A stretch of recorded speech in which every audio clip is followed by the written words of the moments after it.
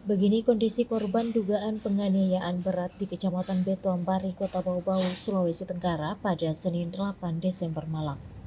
Keluarga korban Hazirudin mengatakan kondisi korban saat di RSUD Kota Bau-Bau terdapat luka sayat dan memar. Itu kondisinya memar di bagian kepala, terus ada luka sayat di pipi, terus di leher juga ada, bebernya saat diwawancarai awak media tribunnews.com. Kata dia kondisi korban tersebut dilihatnya dalam ruang tindakan. Sementara mengenai kronologis terjadinya peristiwa ia masih belum mengetahui. Sebab setelah mengecek kebenaran kabar ia langsung menuju rumah sakit.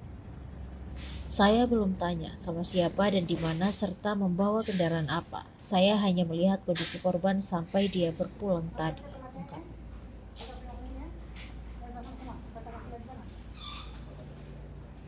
Ia menuturkan korban berinisial A, 23 tahun, sehari-hari bekerja sebagai sopir truk serta tidak terlihat sebagai anak yang nakal. Sikap dan perilakunya di rumah itu biasa-biasa saja, tidak ada tindakan nakal, jadi dia sifatnya pendiam, tambahnya. Hazirudin juga berharap peristiwa ini diusut tuntas pelakunya serta dituntut berdasarkan undang-undang yang berlaku. Diberitakan sebelumnya seorang pria ditemukan kondisi kritis dengan luka gorok di leher di Beto Ampari, Bau-Bau. Korban ditemukan dalam kondisi terbaring dan bersimbah darah tepatnya di depan salah satu kafe. Kasih Humas Polres Bau-Bau Ibtu Rino Asnan dikonfirmasi membenarkan peristiwa tersebut. Belum ada bang, masih sibuk olah TKP teman-teman, ujarnya ketika dikonfirmasi mengenai kronologi kejadian pada Senin malam. Kata Ibtu Rino, korban sempat menjalani perawatan di Rumah Sakit Umum Daerah Palagi Mata, namun nyawa tak tertolong dinyatakan meninggal dunia. Bagaimana mendengar kabar awalnya tadi itu? Saya mendengar kabar pertama itu tersebar di WA grup keluarga. Itu pada saat saya perjalanan pulang dari Bau-Bau ke desa Kaungkea. Dan setibanya di Wakonti itu saya ditelepon oleh pihak keluarga bahwa tolong dicek dulu di WA apakah betul itu keluarga atau bukan. Setelah saya cek dan saya lihat di identitas KTP itu memang benar warga Kaungkea. Dan itu bagian dari keluarga saya. Setelah saya kembali balik arah menuju ke rumah sakit Palagi Mata dan saya mengecek ternyata itu benar memang warga saya dan juga adalah sepupu saya. Itu kondisinya memar di bagian kepala, muka kan. Terus ada luka sayat di pipi, terus di leher juga. Itu kondisi yang saya lihat tadi, ruang tindakan tadi. Kalau informasinya korban ini dari mana?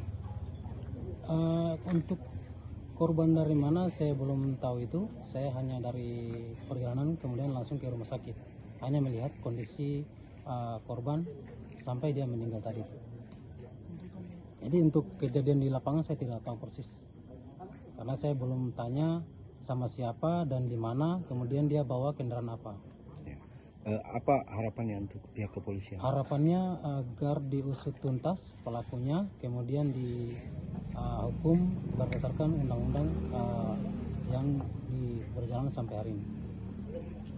Kalau sebelumnya apakah korban ini pernah berselisih dengan seseorang atau seperti apa yang menurut yang kita ketahui?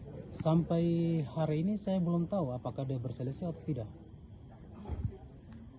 Karena keseharian dia ini sebagai pekerja pengemudi kendaraan truk dumping. Untuk korban sendiri di mata keluarga seperti apa, Pak? Di mata keluarga dia ini pendiam.